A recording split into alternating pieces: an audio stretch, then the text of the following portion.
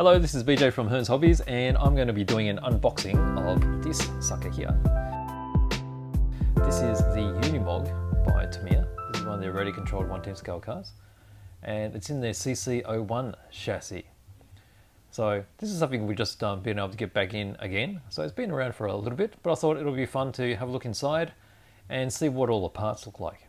So let's just swap over to the other camera and have a closer look. Okay, so let me just spin this around. Alright, so here we go. We've got the Unimog. So this is the 425. It's one of the later versions. They do two different Unimogs. There is a earlier shape which is much more rounded. The CC-01 chassis is a four-wheel drive shaft-driven chassis designed for sort of cross-country off-road crawler type of use. So let's have a look in here. Alright, we've got a few little documents. Might get closer into the documents a bit later. So this one here describes how to use a lighting unit. Now I didn't notice that the lighting unit was in here. Does it come with it? Don't know. I would doubt the lighting unit comes with it, but we'll see. So there's a few other bits here. We'll get into that a bit later. Alright, we've got some decals, masking sheets for the windows. Have a look at that a bit later as well. Alright, let's make a bit of room. Okay, what's this first bit here?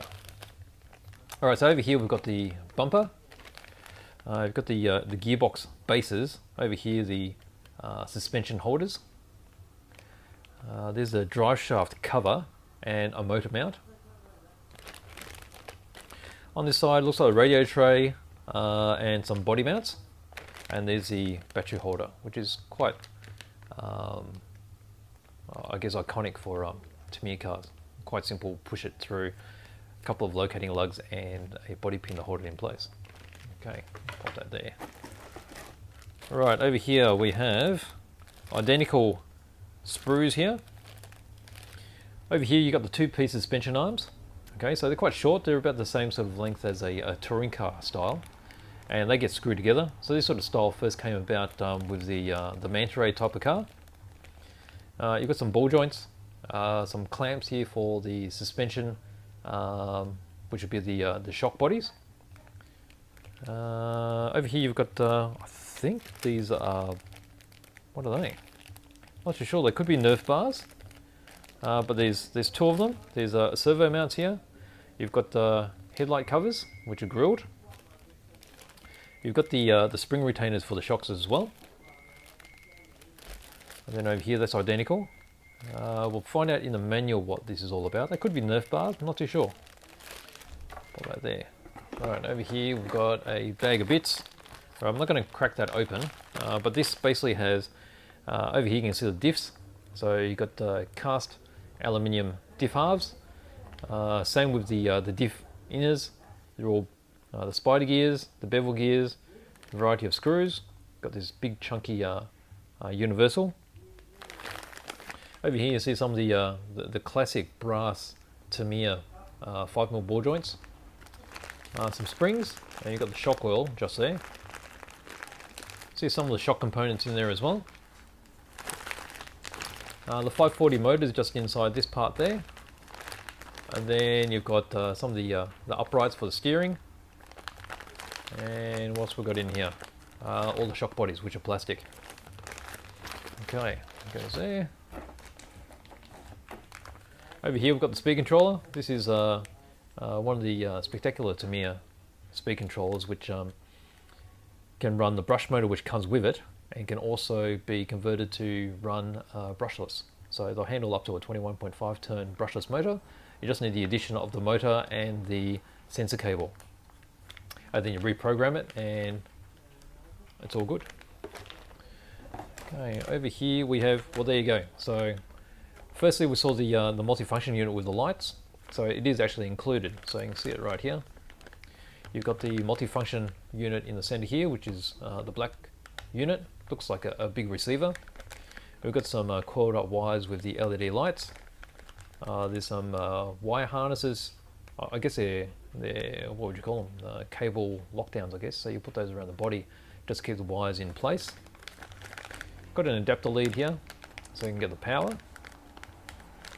Some cable ties. So it looks like there's 2 sets of lights, probably rears and fronts. Okay, that's nice. Alright, so on this side we've got the wheels. Okay, so nice plastic molded wheels. They look like touring car size, 26mm. Quite nice here. You got some bolt details across here. Bit hard to see there, I guess, because it's all black. But very nice. Okay. All right, what have we got here? We've got a body. All right, so there's the body.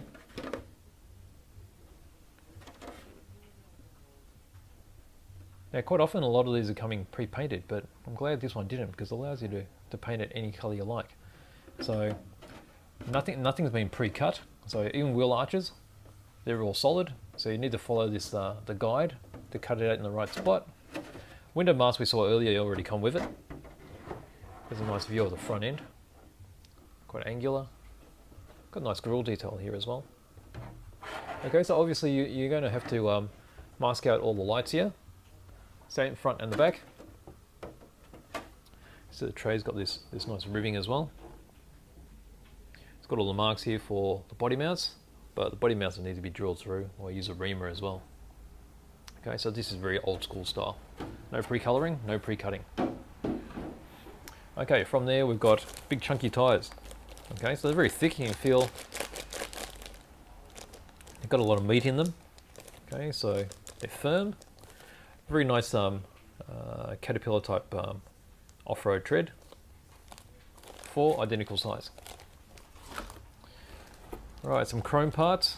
Okay, so hence if you got lights, you'll need the reflectors to go with it. So fully factory chromed. So you've got a mirror chrome on them. You've got the reflectors here. These look like headlight type. And then you've got the rear end as well. So for the rear tailgate. Got the big Mercedes-Benz emblem there. So we'll see, you might have stickers to go on the black here. If not, then I guess you just have to paint the inner sides of the 3-pointed star. Okay. Right, what do we have here? We've got some detail parts. So we've got a big snorkel. And then you've got the wing type rear vision mirrors. Okay, so they're going to be sitting like that.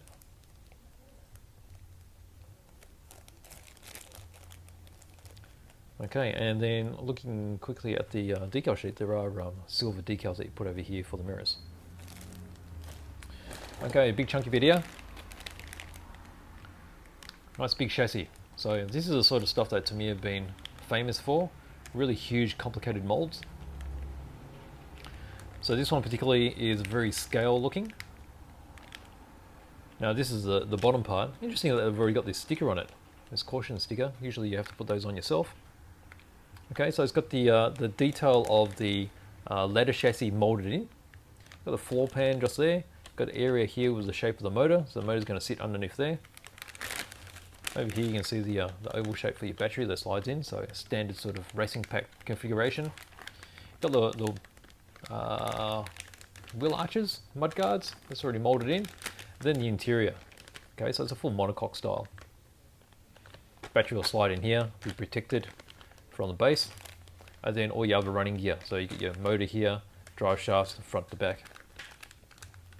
So front to back drive shafts will be actually running through the base here. That's where it actually exits. So that's how it looks, very scale as well. Okay. All right, what have we got left? All right, so over here we've got some steering uprights. Okay, so you got your C-hubs. You've got this extended steering bell crank. So obviously from the top of the chassis it goes all the way down to the bottom. You have various servo horns for different brands of servo over here, and then also here. So that's a generic sheet, so I'm not too sure if you're actually using these horns or using these horns. Okay. Alright, what have we got left here? So we've got some more, these look more like Nerf bars here. So you've got Nerf bars, so 2 sheets of sprue identical. Nerf bar looking things here. You've got the body mount sections there. Then other bits are probably body mounts as well. Not too sure, but the manual will show us what that is all about. Okay, from there we've got the gearbox housings. Okay, so you've got your rear gearbox housing, solid rear axle. And then you've got this section here, which is the center gearbox, which will have the motor extended out of here. You've got your big spur cover, and then you've got your drives that go through each side from there. And traditional Tamiya, it's very, very well molded. Now over here, this part appears to be one of those pinion gear spaces. So it's got a little slot on the end. Okay. All right, what are we missing? All right, what's this? Oh, there's your gear bag. Classic G parts, okay, as Tamiya always call their gear components. So you've got the big diffs, big spur gear, really chunky gears. You can see the width of them. Okay, that's got to be about 15 mil wide, just here. Which helps with extra torque.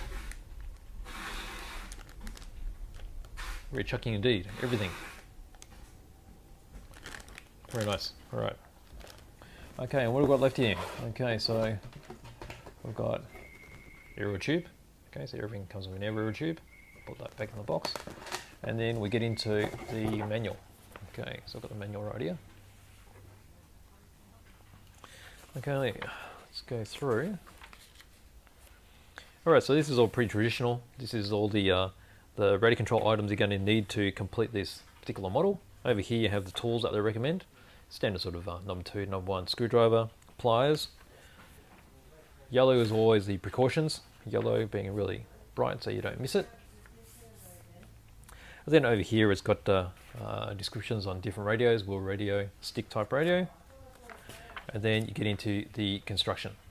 Okay, so over here we've got, actually I might move this box out of the way so it doesn't have this massive shadow. How's that? Hopefully that's a bit better. Alright, so we'll start off with the motor. So motor with a spacer, pinion. There's a spacer for making the length of the pinion allocation correct.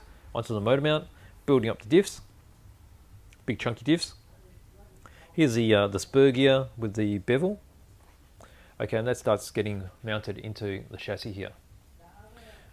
Okay, so that's from the top. So you got your the front diff going through the top with your spur gear, and then the motor, and that's all sealed up with that particular gear cover. Then you start making the counter gear. Some of the suspension components getting mounted onto the chassis. Some of the rear end, so that's going to be used for the shock mounts. Got the universal drive here with the tail shaft. Start construction of the steering mechanism. So you've got the bell cranks with the tie rods. Over here, building up the suspensions. So front suspension arms, the two halves getting screwed together with a C-hub, and then mounted onto that bulkhead. Body mounts being done here, and then steering mounted, body mounts mounted, and then that sub-assembly gets attached with the gearbox joints either side. Here we've got the uprights with the bearings going in with the half shafts. And that's all fitted in to the front end. That's practically the front suspension and gearbox complete. Over here we've got the rear diff getting built. You can see here how it's got this it's an interesting sort of option of locking the diff. Okay, so this is the working diff as the traditional spider gears you see, and then here they've got these molded sections which take out the spider gears and just lock up the bevel gears. So hence this is how you got your rock crawling version from Tamiya.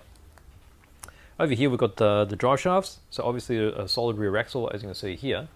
You're not going to have universals, so they're all getting mounted up. So there's your rear diff, either working or locked. Bevel gear goes in, and then that's all sealed up together. Then you've got, okay, so these Nerf bar looking things that I thought before were actually part of the suspension trailing arms. And then over here the body mount, and that gets mounted at the back. You've got the rear suspension, solid rear axle going in place, and then you're building your shocks. So these are standard sort of CVA plastic shock from Tamiya type arrangement. So very straightforward to put together, but they work very, very well. So you've got your this is sort of simplified style, a bit like a touring car once. Twin O-rings, and then there's the piston, which is already pre-built from the factory, so it's just got slots rather than holes. Fill it up with your oil, and then build them, mount them in place. Okay, so you're doing your the front end, shocks go on first, and then the rear end, and then you come to your radio installation. So here we're talking about different types of servos and the different screws that are used for keeping on the servo horns. So over here we've got the push rod getting measured. So you've got exact measurements here. So you can just hold up your tie rod there to work it out rather than using a ruler. Servo gets mounted in. Radio tray with the speed controller and the receiver that gets mounted in. Switch gets screwed in. Your tyres are mounted onto the wheels and then super glued on.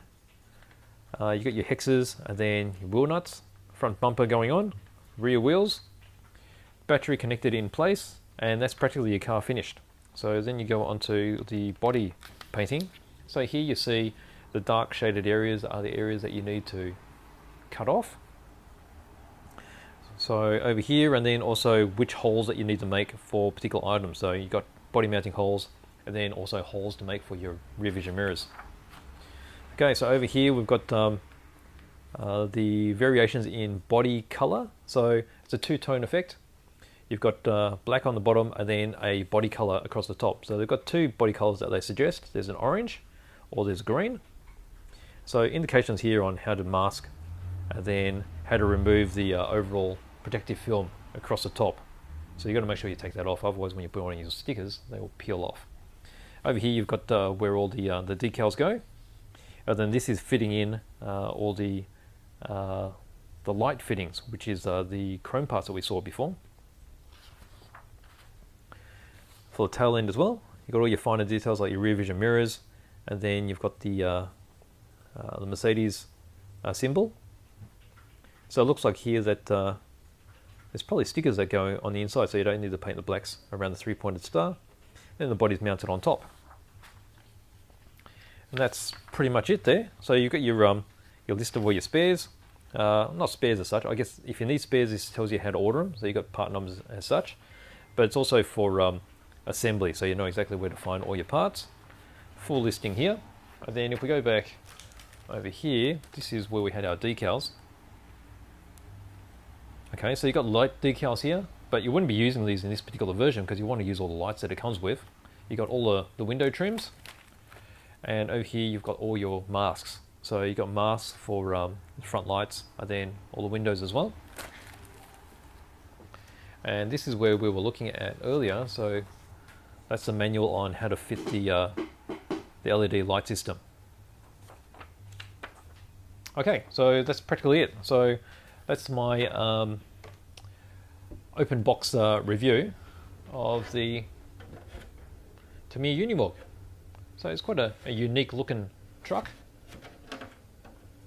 I quite like it. I like the angular look of it. And it's also on the CC Tamiya chassis, so the CC-01, which is like their crawler type. So hope you enjoyed that. And if you have any questions, remember just to write down some questions on the bottom of the YouTube video.